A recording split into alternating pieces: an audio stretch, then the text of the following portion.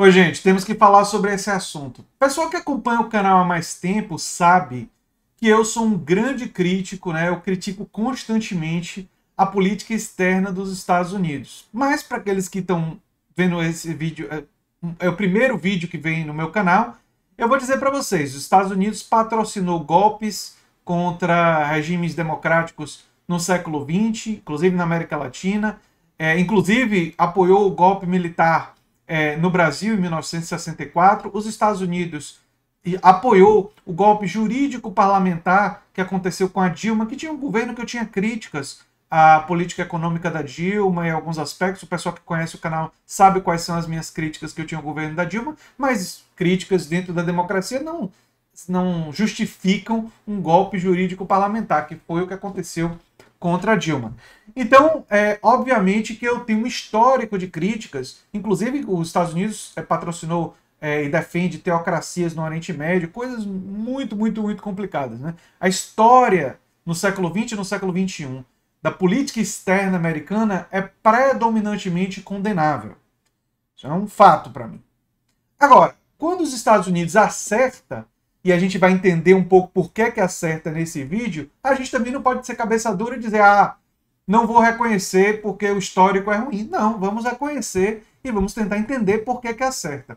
Os Estados Unidos agora emitiu um comunicado oficial que vai apoiar a suspensão das patentes para a produção de vacinas para combater a pandemia do coronavírus. Essa é uma iniciativa excelente e isso deixou isolado o Bolsonaro e humilhou o Bill Gates. Por quê? Porque o Bill Gates tinha dado várias entrevistas, o Bill Gates que tem lá a tal da Fundação Gates e tal, que estava ainda defendendo, mesmo mediante a todas as evidências, que as patentes não deveriam ser quebradas e que teria que dar suporte a atuais monopólios da indústria farmacêutica. Ele, como bilionário, defendendo os interesses das indústrias farmacêuticas bilionárias, né, trilionárias do mundo, né? Inclusive tem um vídeo da Crystal Ball, do The Hill, desmontando todos os argumentos do Bill Gates, que eu não vou repetir, eu vou deixar o link no comentário fixado, e vocês podem ir lá ver o vídeo da Crystal Ball, do The Hill, ela demolindo de uma vez por todos esses argumentos contrários à quebra das patentes. Mas, pois bem, a quebra das patentes ela é fundamental para ampliar a produção de imunizantes. Existe uma série de mecanismos e técnicas que se pode garantir a qualidade dessa produção, mesmo com a quebra das patentes. E é isso que a Crystal Ball explica em mais detalhes no vídeo que eu vou linkar. Os Estados Unidos realizou essa atitude por quê? Quem foi que motivou?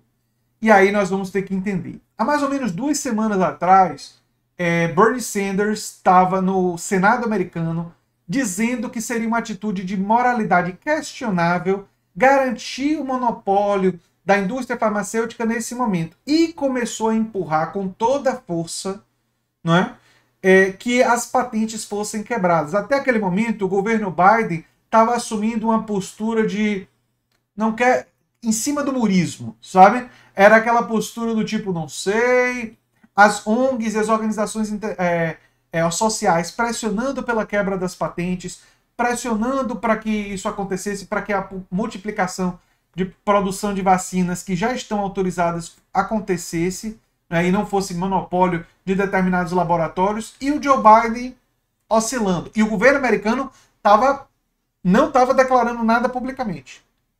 Mas aí, junto com essa pressão de organizações sociais, começou a vir uma pressão vinda da ala progressista lá dos Estados Unidos. Que o Bernie Sanders é o líder principal, mas não é o único representante.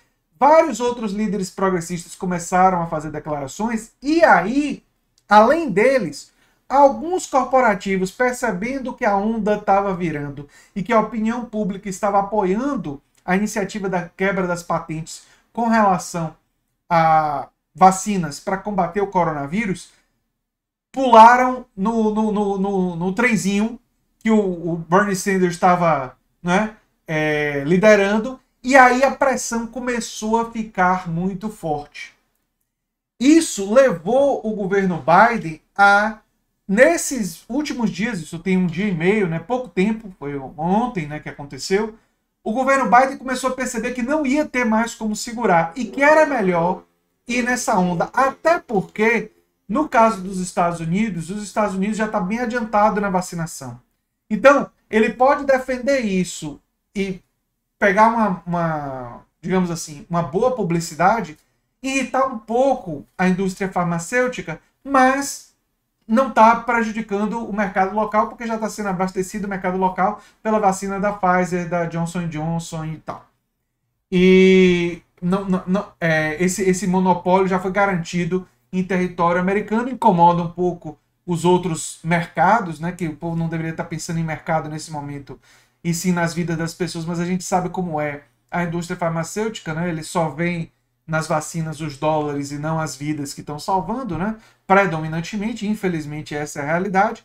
Então, a pressão do setor progressista, a pressão do Bernie Sanders, a pressão de organizações sociais, a pressão que aconteceu em termos diplomáticos da Índia e de alguns outros países também, forçaram que os Estados Unidos realizassem esse posicionamento, que é uma mudança gigantesca do posicionamento histórico dos Estados Unidos.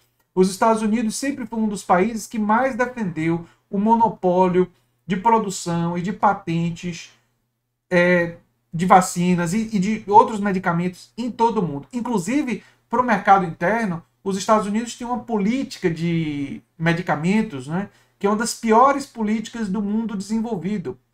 Por exemplo, remédios como e medicamentos como insulina e outros medicamentos, se vocês forem no Canadá, atravessar a fronteira ali na cidade de Burlington, por exemplo, em Vermont, e vocês forem no Canadá e voltarem, lá no Canadá os preços são insanamente mais baixos.